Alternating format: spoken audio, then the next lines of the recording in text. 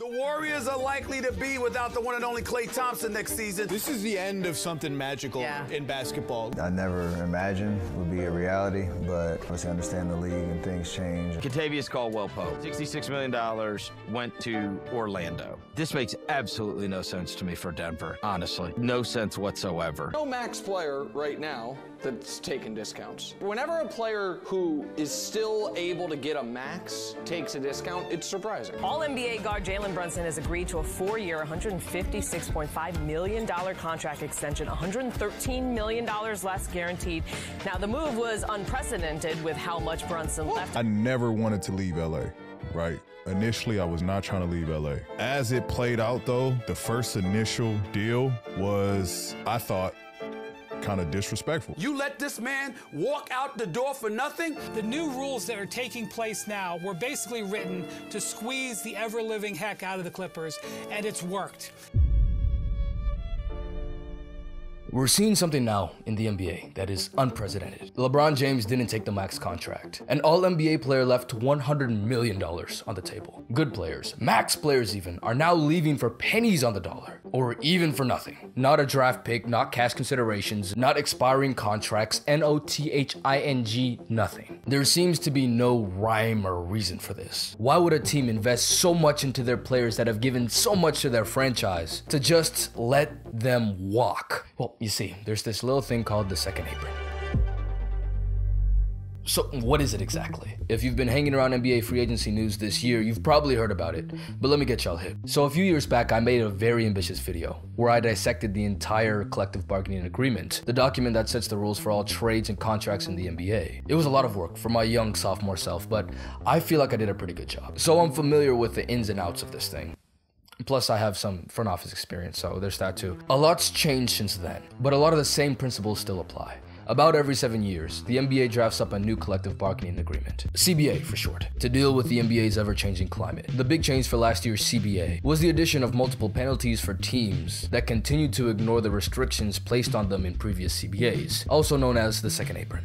And naturally, if there's a second, there must be a first, so let's explain that. So of course, you have a salary cap. That's money you can use to sign free agents freely. But the funny thing about the NBA in particular is that the cap really isn't a cap. As long as you're re-signing your own players, you can freely spend up to $30 million extra until you get to the luxury tax line. From there, it's still not a cap. It's just that now you have to pay an extra tax to the league for each dollar that you're over the luxury tax line. So it's like a soft warning, a light slap on the wrist. If you want to pay, you gotta pay type B. Now let's take a look at the first apron, a threshold a few million above the luxury tax line. Think about it as upgrading from the ruler to the paddle. Not only do you have to pay the tax, which is at minimum 2.5 times more the amount of money you're over the apron by, and that becomes way more if it's not your first time paying the tax, but you have multiple restrictions on what you can do.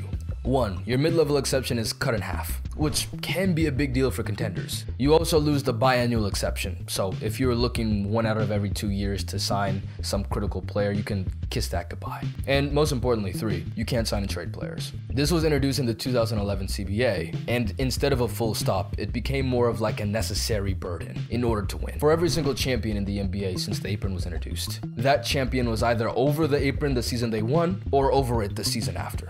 The Bubble Lakers are the sole exception to this. So even though the NBA has seen 6 different champions in the past 6 years, teams are spending so much money, they seem to be saying. It's not fair for smaller markets, which I'll call complete cap on, by the way. We're gonna talk about it later. So they implemented the second apron. Think of the second apron as an upgrade from the paddle to the thorniest branch in the bush.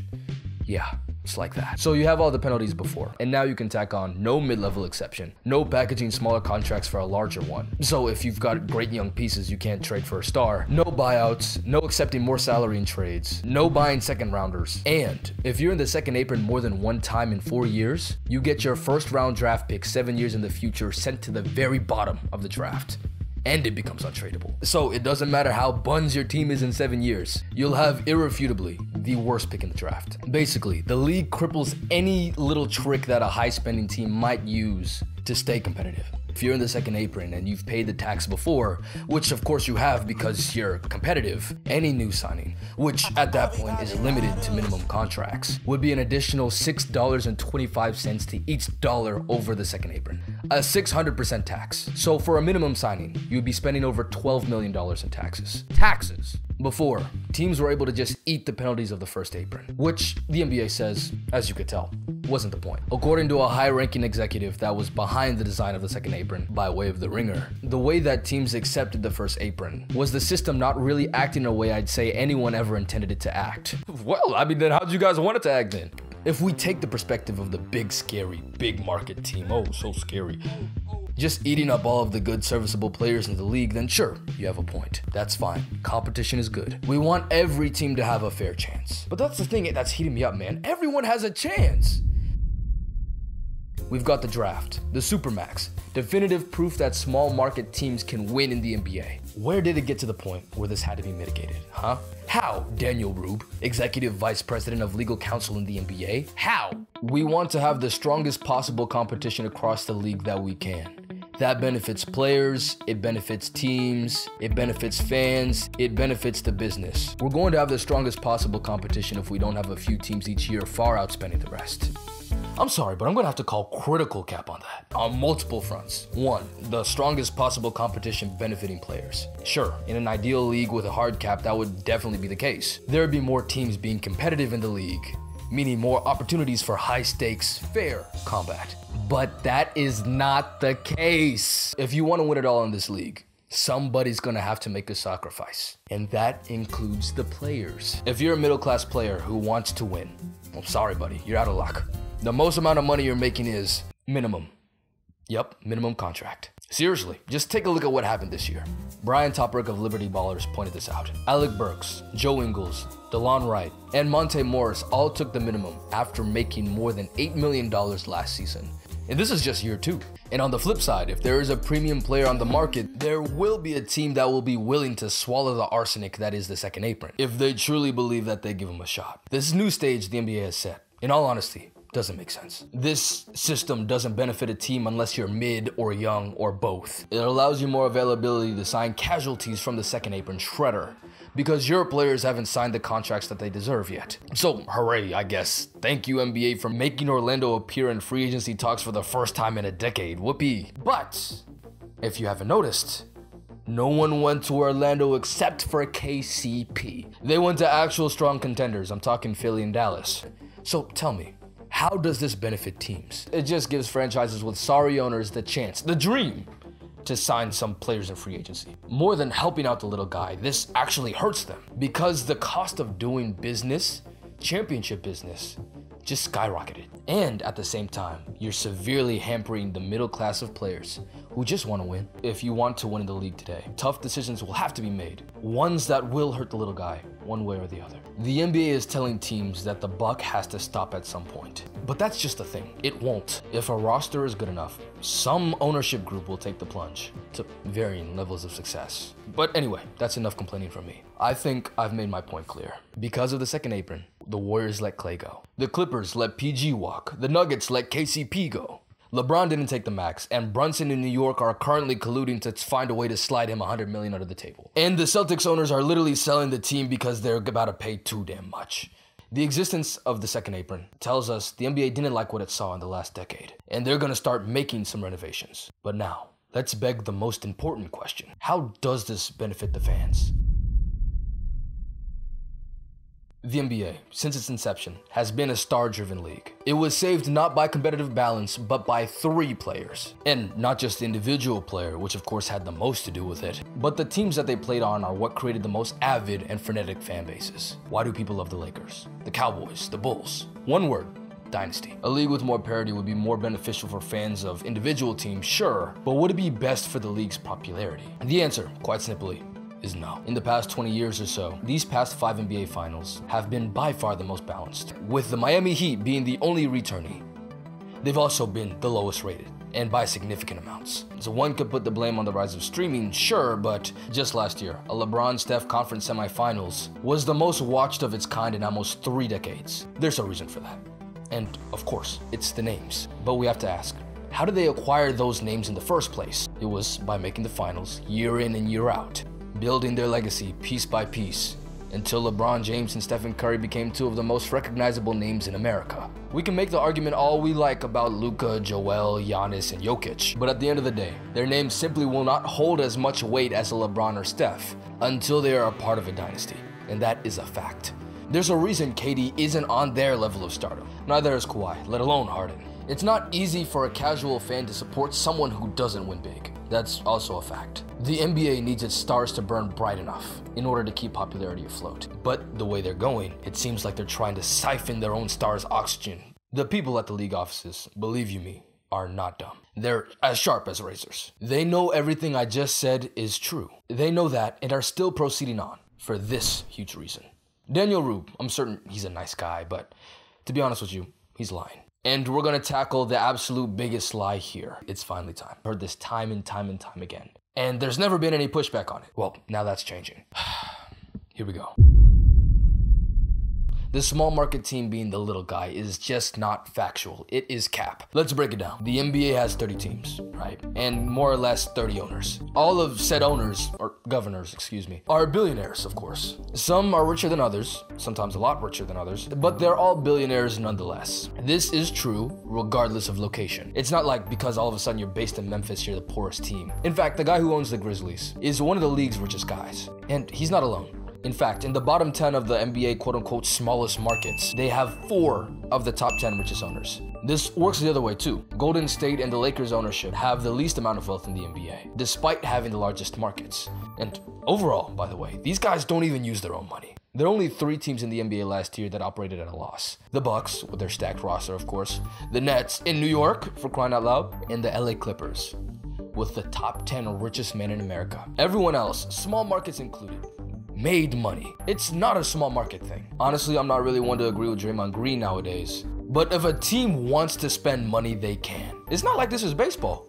And that stuff about players wanting to be in nicer places, well, let's just take a look at the past few years. We've got Ja in Memphis and in Minnesota, and they're making these places look fun. Last offseason, Dame Lillard chose Milwaukee over Miami. This offseason, CP3 went from the Bay to San Antonio, which, I mean, San Antonio's a cool city, but the big old women down in San Antonio. The Lakers didn't land anyone desirable. Bro, D Rose literally didn't come home.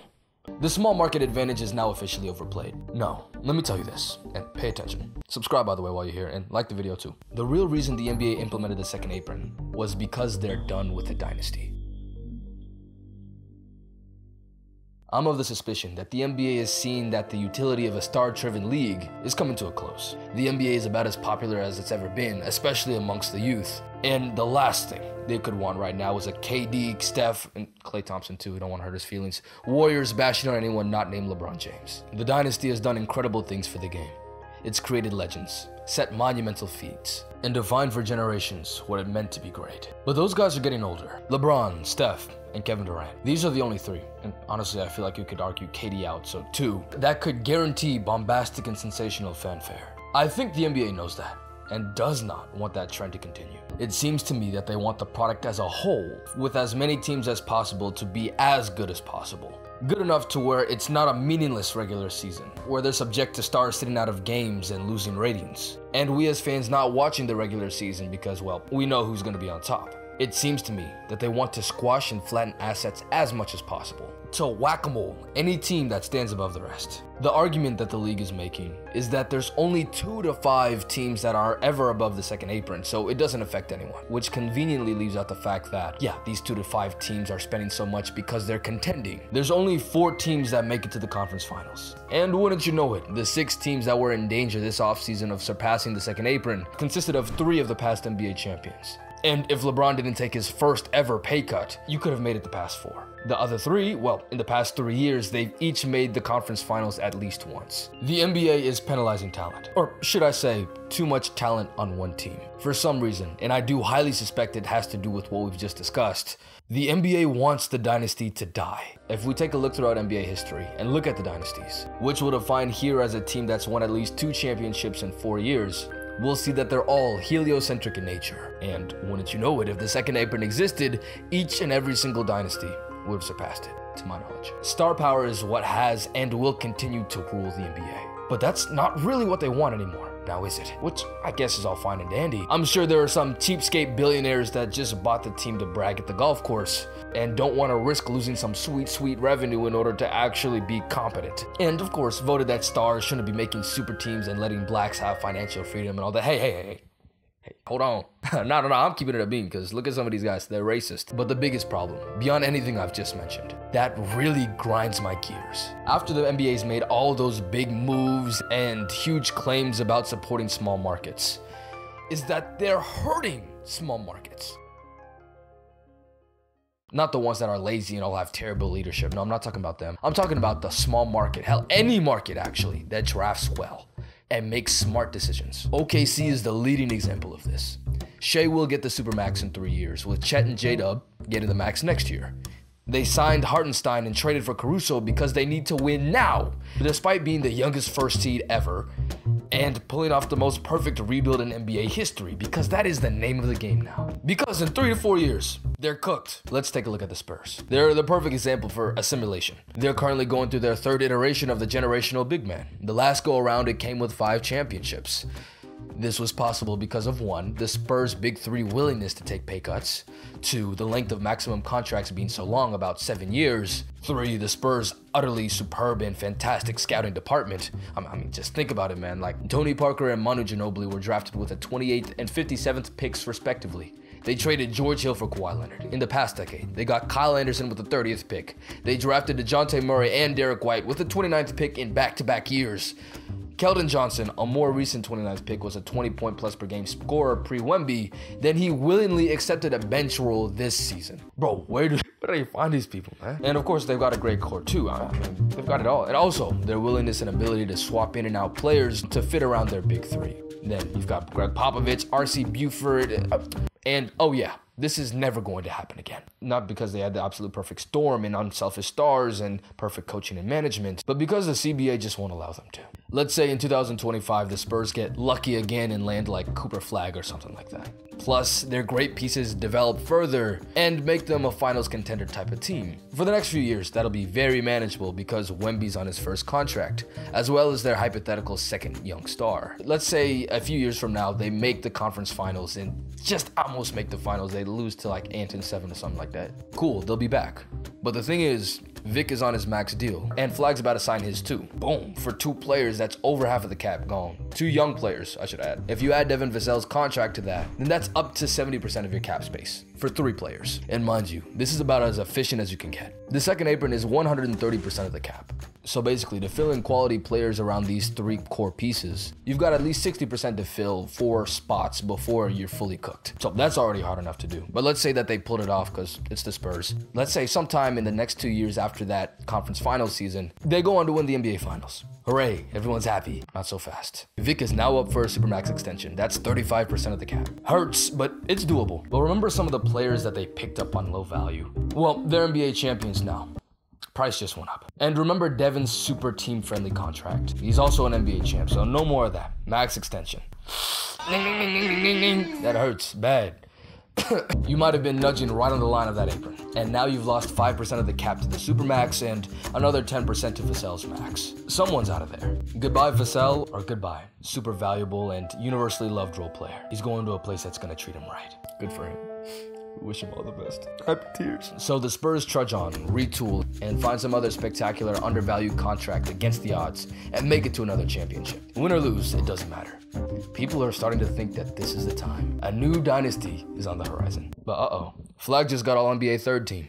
Price just went up. Again, another 5% of the cap, gone. And that undervalued contract that was the rock of the team for the whole season, yeah, he's probably cooked too.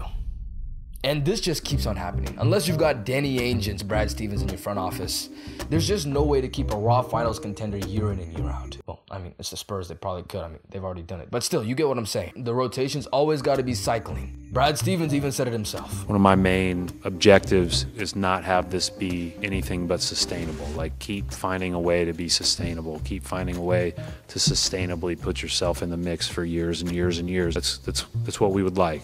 It's hard to do. And mind you, this is all happening after the team's already drafted 2, not 1, 2 stars, which really isn't fair to smaller markets in the NBA. Even though I did trash on the concept a little bit before, having that big star, and more importantly that big dynasty, really does elevate a team and market status. I mean, Chicago's literally feeling the effects of the Jordan era to this day, 30 years later. Teams should have the reward of drafting the player, developing him, and being able to build a solid, continuous, that's the key word here, roster around him without an obscene penalty. Their reward should be a highly competitive roster, year in and year out. But if your KCPs and Derrick Jones Jr.'s are leaving each year you make a run, well, that's not sustainable forever. Brad found his sustained roster and he's cashing in, and only after they won the chip. And now look, the owners are literally running from the consequences. The only people willing to deal with the Celtics situation left are probably the Saudis and Jeff Bezos, man. That's it. And the worst thing about it too is money can't solve everything. If one of your players get hurt or decline or anything like that, you're cooked. There's no hope for getting better. If you're doing well, you'll be at the bottom of the draft, but there's no tricks to move up unless you give up your players for less value and then become less likely to be a champion. That's the flattening I was talking about. And oh yeah, by the way, the price of keeping the team together. You thought 200 million was bad? Try $500 million in 1 year. Do you guys think the San Antonio Spurs, or any other team for that matter, would be able to win 2 championships, let alone 5, in such conditions? Yeah, probably not. And that's just the way the NBA wants it. But I fundamentally believe that this is a mistake. The NBA has thrived on the dynasty. So has the NFL. The only reason I know about the Yankees was because they were a dynasty at some point, I think. If we're banking on the popularity of the league and making it harder for the casual fan to invest since there's already enough interest, so be it. It's a reasonable assumption, and to be honest, a smart gamble. But if they're expecting legends to be born in this age of parity that they've created, that this is going to go exactly as they've anticipated, they might have to rethink their strategy. Thanks for watching. Oh, by the way, I need y'all to follow me on Twitter. I've been trying to get some interviews through Twitter DMs. It's not working because I don't have any motion, man. I don't even have 100 followers. Please, please, please run that out for me, man. Thank you. I appreciate it. I'll catch y'all on the next one. Thank you so much for watching, and I'll see y'all. It's going to be a banger.